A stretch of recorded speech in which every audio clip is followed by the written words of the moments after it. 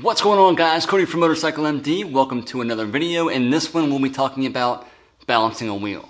Specifically, gravity balancing. Something very simple, easy, caveman-like that you could do with the right tool to ensure that your new tire that you've installed or the shop installed or whatever the case may be, or even just over a period of time, you want to check the wheel balance of the tire to make sure that it's right. If you're new to the channel, welcome. We do videos on motorcycle repair, helpful tips and tricks to help you out along the way, whether you're new to riding, old to riding, just bought a bike, doesn't matter. The channel's full of content I think you'll enjoy. So be sure to subscribe and like the video if you do actually like this video. And if you want to learn more information about how to repair, maintenance, and just take care of your motorcycle as you should be doing, I have a free course for you below in the description. Grab it, totally free. Before we dive into the very easy technique it takes to balance your wheel, we need to just sit down, breathe, and bust two myths that I hear all the time.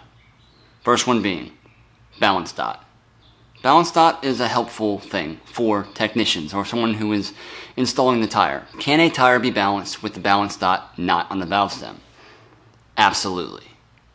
Balance dot on the tire is the manufacturer's indication of that being the lightest spot on the tire. The whole purpose of the balance dot is to eliminate an excess amount of weight needed to balance the tire if the rim that the tire is going on is not as balanced as it should be. So for the sticklers out there who are like, my tire can't be balanced because the dot is not near the valve stem or on the valve stem or it's an inch off, that shop is garbage.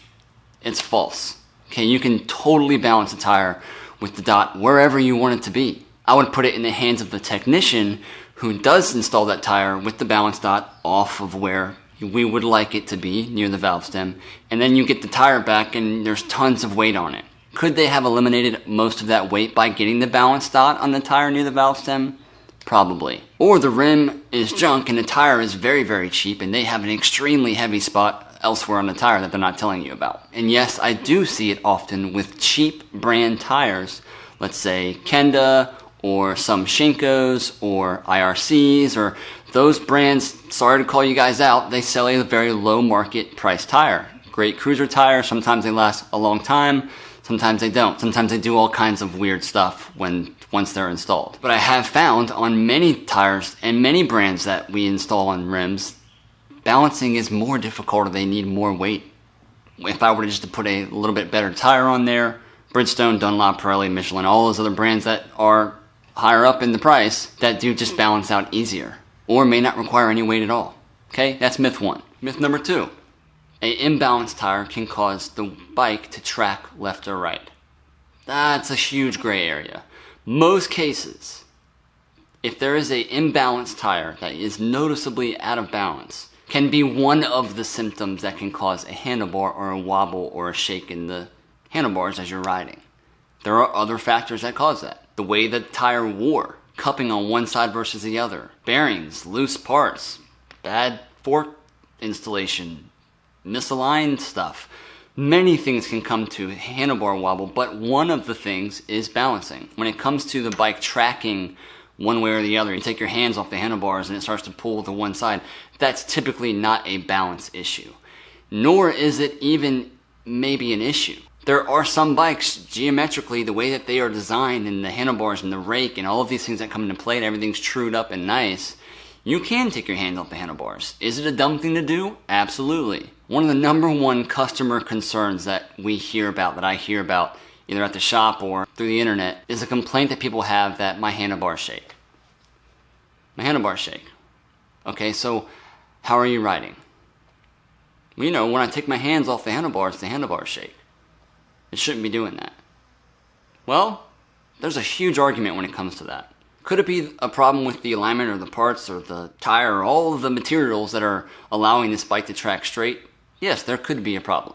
What you also have to consider that manufacturers rely on you to hold on to the handlebars with both hands. They're not building these bikes thinking in mind, well, you know, these customers are probably going to want to take their hands off the handlebars, so we've got to make sure we got it perfect. What does factor in is that your grip and your arms and the way that you're positioned on the bike is acting with the suspension as you ride. It's keeping things in line.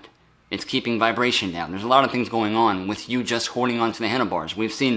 I've ridden on bikes that as soon as I take one hand off the handlebar, it begins to do a little shimmy. But if I put just one finger back on that handlebar, it stops. If you want to spend the money and go through the steering head bearings, the fork alignment, redoing the forks, making sure your brakes aren't dragging, making sure that your wheel bearings are perfect on both sides, making sure that your axle isn't bent, making sure that if you have a spoked rim that it is trued correctly, making sure that your tires are balanced, and make sure that the tires that you are using on there is good. If you want to spend the money and time diving into each one of those situations to hopefully solve a problem that when your hand is off of the handlebar, it doesn't wobble as bad, do it. Because it can be any number of those things. But to circle back around, wheel balancing is one of the things that can cause handlebar shake or wobble. It's probably one of the cheapest things that you could do to verify that that's not it. And if I'm being honest, 75% of the time it comes down to air pressure and how the tire is wearing. So, everybody happy? Great, let's get started.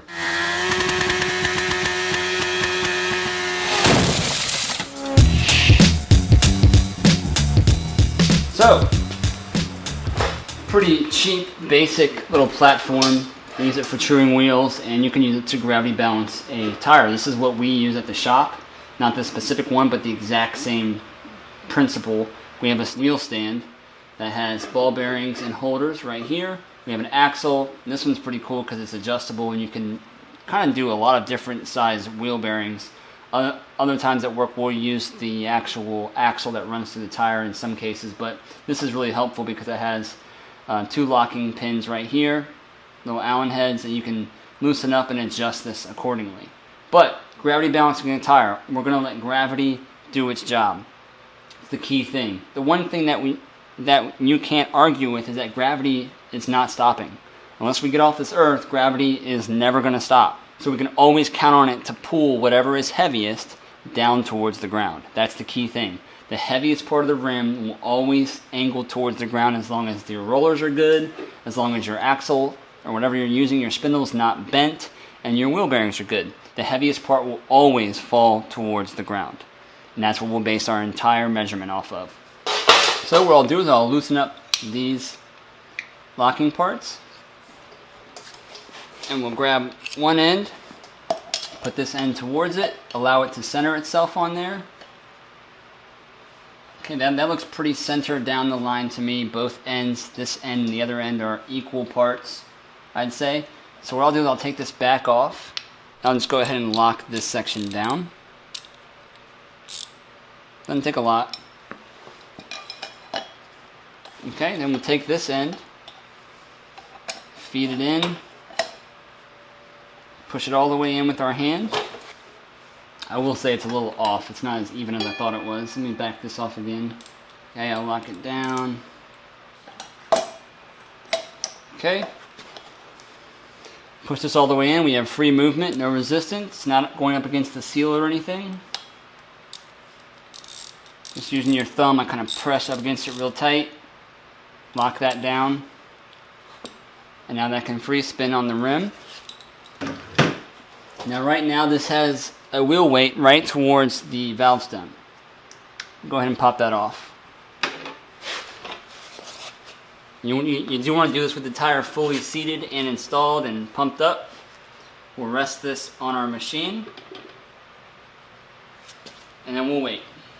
And we'll let gravity pull the heaviest part of the tire towards the ground. So right now it's saying that the valve stem section of the rim is the lightest. What I'll do is just to verify, I'll go 90 degrees, hold it, and let it drop. The rate at which it goes back to that heavy spot towards the ground oftentimes is what's determining how much weight you're going to put on it. We don't want it to move. Anywhere we put the rim on this and move it around, we don't want it to move at all. That would mean that it's balanced. Gravity's not fighting against us and pulling that heaviest part to the ground. So it's kind of a guessing game when it comes to putting weight on, but I mean it's not a big deal at all. Again, it found the heaviest spot. We'll check it one more time. We'll go all the way to the other side, valve stem towards the bottom. Now it might be counterbalancing with that heaviest spot up here, so I'll go a little bit to the left like this and let gravity do its thing. That's why I always check it, because you could put the tire on there and be completely 90 degrees heaviest spot at the top, and it's kind of just the way that that physics stuff works. Heavy spot's not going to move, so I'll turn it just slightly, just to see what it does. Okay, so once that centers itself and finds its heaviest part, and we've determined that, we'll take our weight, assortment of weights. They have larger ones, smaller ones, different ounces. I don't know what ounce this is. I'm just going to go directly up from the lowest point. So this is the center line right here. I'm going to go directly up from that and attach my weight.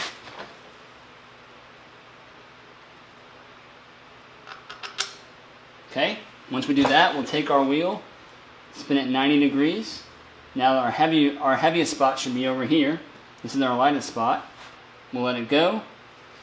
See if it tells us if it needs more weight. If it went this speed and stopped midway, I would say it's good to go. But if it's going to track all the way back to where it was, we should put a little bit more weight on there. But a small, very slight movement and kind of stopping, or just barely moves at all, unless you're going 200 or 180 miles an hour, and you won't notice a single thing about that.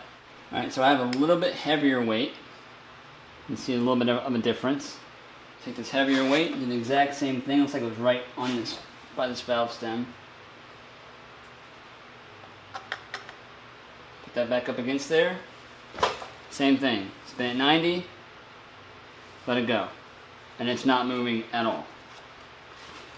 We'll go to the other side. Not moving at all.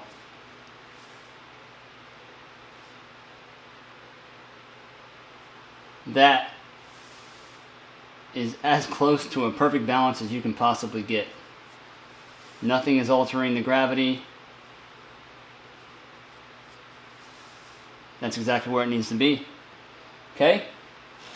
Gravity balancing a tire. It's basic, it's caveman, it is accurate, and it works. We've been doing it for over 50 years at the shop, never having a problem. You can always count on it. It never leaves. You need a simple tool like this to balance your wheels and tires. And it's basic and it's awesome. I love it.